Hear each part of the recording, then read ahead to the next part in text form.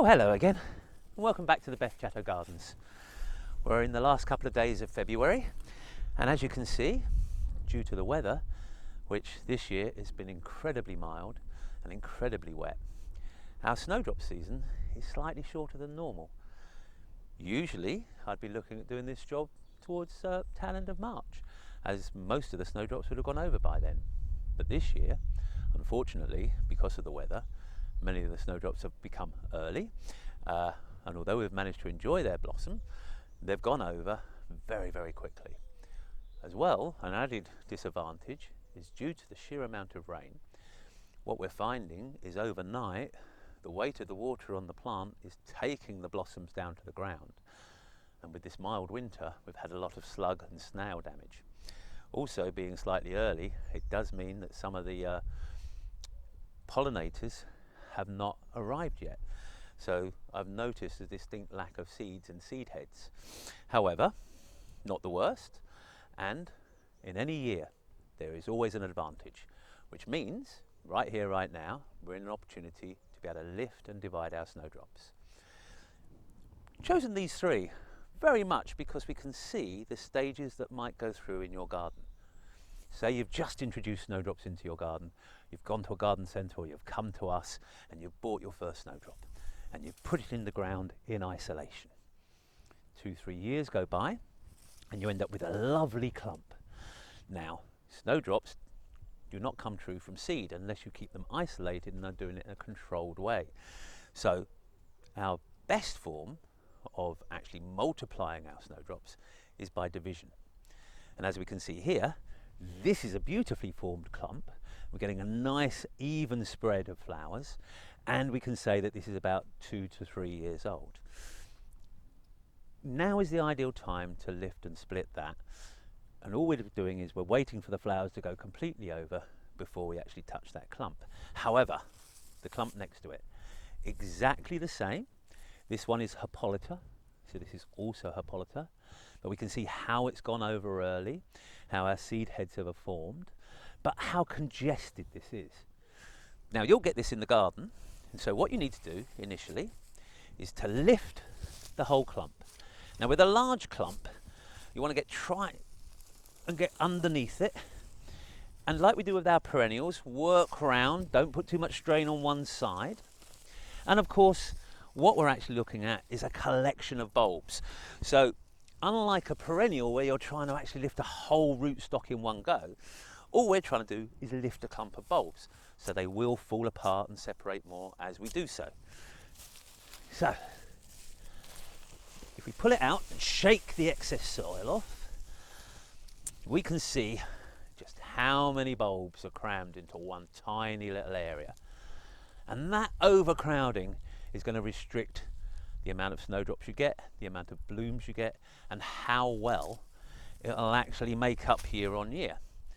So initially, once you've got the clump out, just gently break it into some sections and then start to work through the clump.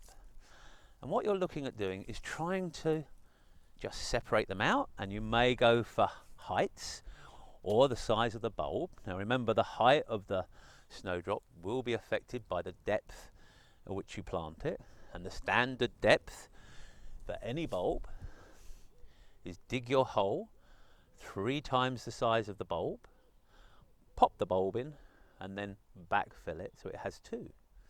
Now that is in standard soil. If you're going to grow your snowdrops in a dry area like we have in our gravel garden, all you need to do is just dig the hole slightly deeper, maybe go 4 or 5 bulbs depth. Drop the bulb in, backfill it like you normally would with your soil, and what will happen is that bulb being deeper in the ground will be protected more from that surface area. Now bulbs, and especially snowdrops, they don't like to sit in water. They will rot off. So the ideal conditions for a snowdrop are in English woodlands. And you'll see that we're down on the stock beds, but we're underneath a deciduous tree. So in the summer, the deciduous tree is going to actually provide shade, keeping the ground temperature cooler.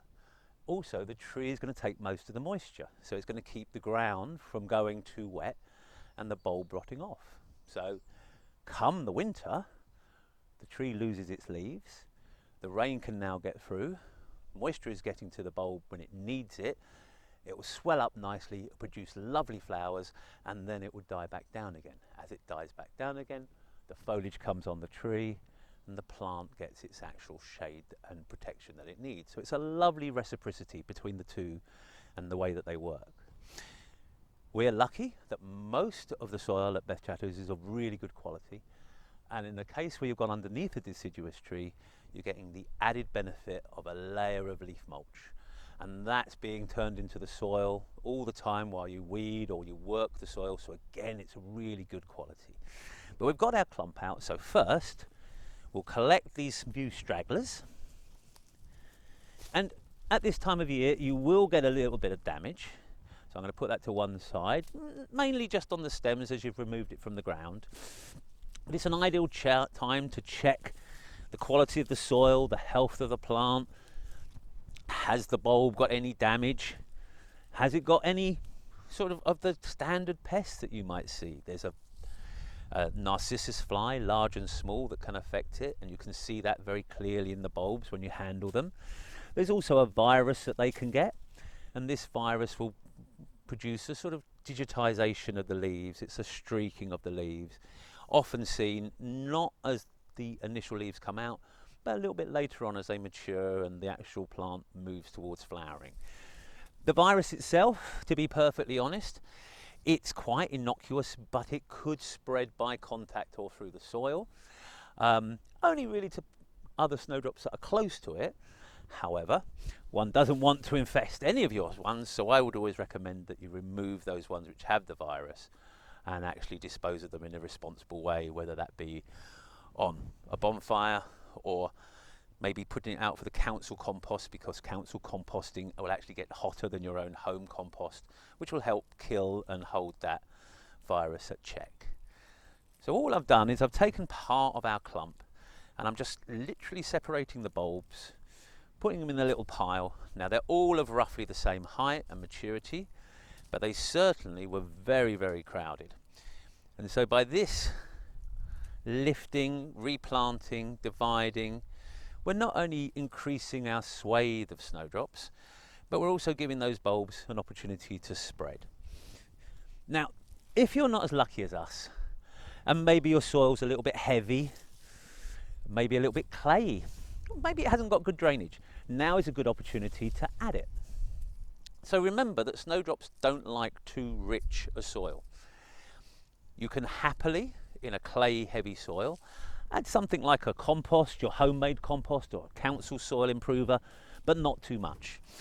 I normally at home, when I actually spread mine, I'm a tomato grower, and so I grow my tomatoes, like Beth taught me, in buckets. Each year I save the compost from my buckets because it's a little bit exhausted. It's been used by the tomatoes already. I use quite a sandy mix, and I can use that as my soil improver into the heavy clay soil I have at home. So you could recycle a product that you've already used. Maybe you're a veg grower and you've done exactly the same as me. You've grown in a grow bag.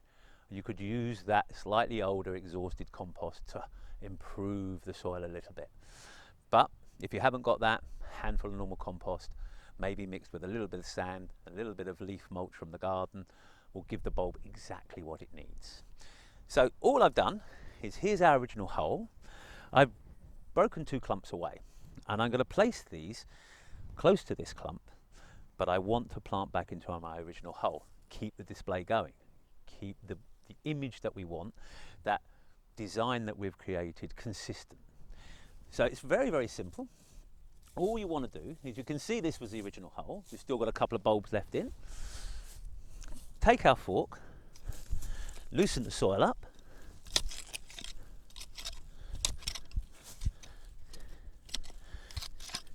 and you really can see why I don't have to add anything. You can see the dark richness, the loaminess of it, and that lovely sort of granular feel that the roots are going to have no problem running into.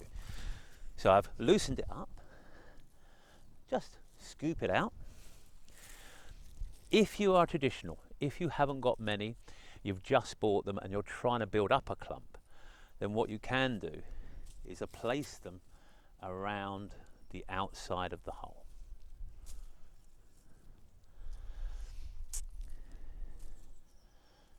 And once you've gone all the way round, and I'm just putting 2 or 3 in at a time,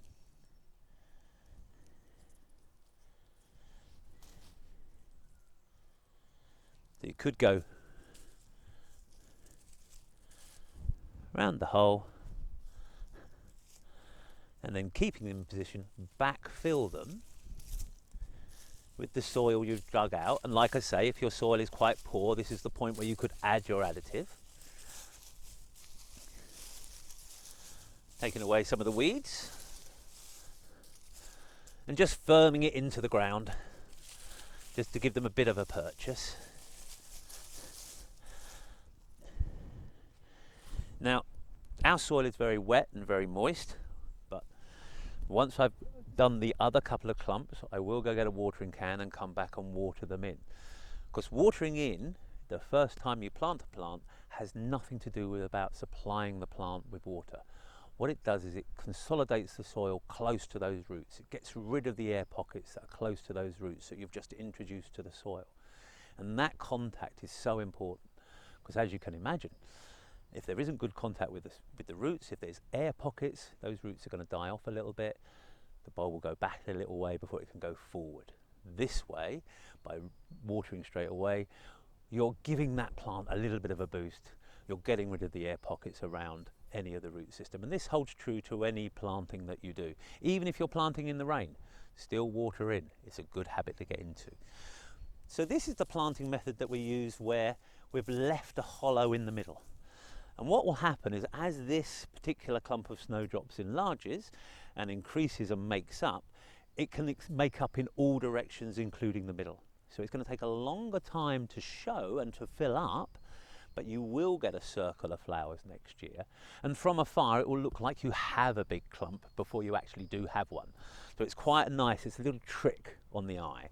However, you could quite simply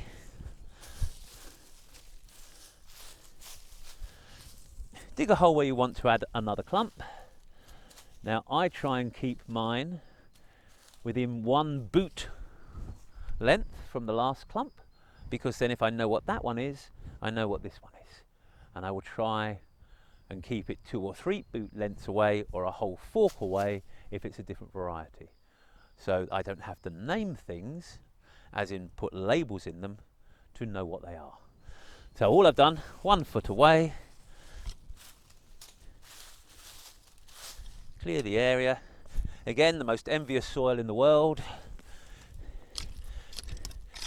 The wonderful thing is working in a garden which has been worked for over 60 years, and so much of the plants have been done through almost like a crop rotation system. So soil has been left to rest, hasn't had artificial nutrients added to it. The compost that has been added to it has been made on site, and so again it's a closed environment, means that we do end up with this glorious soil. So I've dug a hole exactly the same as before. I have my clump from ones that I did earlier. I'm now going to increase that clump with some of our larger. So again, just as before, I'm going to take some away, and now I'll just tear these out, carefully teasing them apart. And like I say, there will be a little bit of damage, but the little bit of damage that you'll get to the root system is absolutely minor compared to the damage that it would cause itself by being overcrowded. Now, commercial breeders at this time may actually grade some of these away, take some of the smaller ones and isolate them, or take some of the bigger ones away, ready for the process which is known as chipping, where you can multiply a snowdrop by cutting the bulb itself into sections. It's a long process, approximately 5 years from start to finish, But it's a way of increasing numbers of snowdrops from very specialist varieties and cultivars that may take a long time to make up in a natural way. So, detritus over there, one little rogue bulb can top in. I feel that that's quite a nice healthy clump. I suppose in there we've got about 30 bulbs, nice large hole. Going into the ground, again I don't need to add anything. Bulbs are approximately 3 to 4 bulbs deep. And just backfilling with the soil that I dug out. Opportunity to take out any weeds. Like I say, we saw a visual check while I was looking at the bulbs, separating them into individuals. And what you may not have picked up is that each time I held a bulb, I was actually squeezing it between my fingers to feel if it felt solid and how much give there was, because that can sometimes be an indicator of disease. So it's a very simple process, whether you're introducing a single, whether you have an established clump, whether you have an over-congested clump. You always want to be doing these at the end of the season when you've got seed heads, when flowers are just going over. This is a common way of calling this is in the green. All snowdrops can be supplied in a pot, can be supplied before they've even shoot, and you might find that you've got things like the opportunity to buy dry snowdrop bulbs. You've got to remember those bulbs have been lifted, allowed to dry, been in dry storage, and then have been sent to you. They've got to rehydrate, they've got to go back into the ground. The results from dry bulbs when it comes to snowdrops can be a little bit hit and miss because you're relying on how they've been stored. So I would always recommend buying your snowdrops in the green. I would always recommend, if you're buying specialist snowdrops, to search out a supplier who will supply them with the flower in full flower. Most of our snowdrops, apart from at the tail end of the season like we're coming into now, are supplied with a flower attached, so you can see exactly what you're getting and you can see the markings and know that it's true to form. The snowdrops that we supply that have gone over from here are always coming from named known beds, and they're always supplied, if possible, because some snowdrops are sterile, but if possible they are supplied with a seed head, because that'll be an indicator that that particular bulb is of flowering size, because logically, of course, it had to have the flower to create a seed head. Anyway, that's just a very brief introduction into snowdrops. I'm going to take these 2 more clumps away, tidy them up, and reintroduce another 2 or 3 clumps here, so I start to build up a swathe. Hopefully, a couple of years from now, we can come back and see if I've managed to get to the lake. Always good to have an ambition. And on that note, pop out on a fine day and increase your snowdrop hoard. One can never have too many snowdrops. See you next time.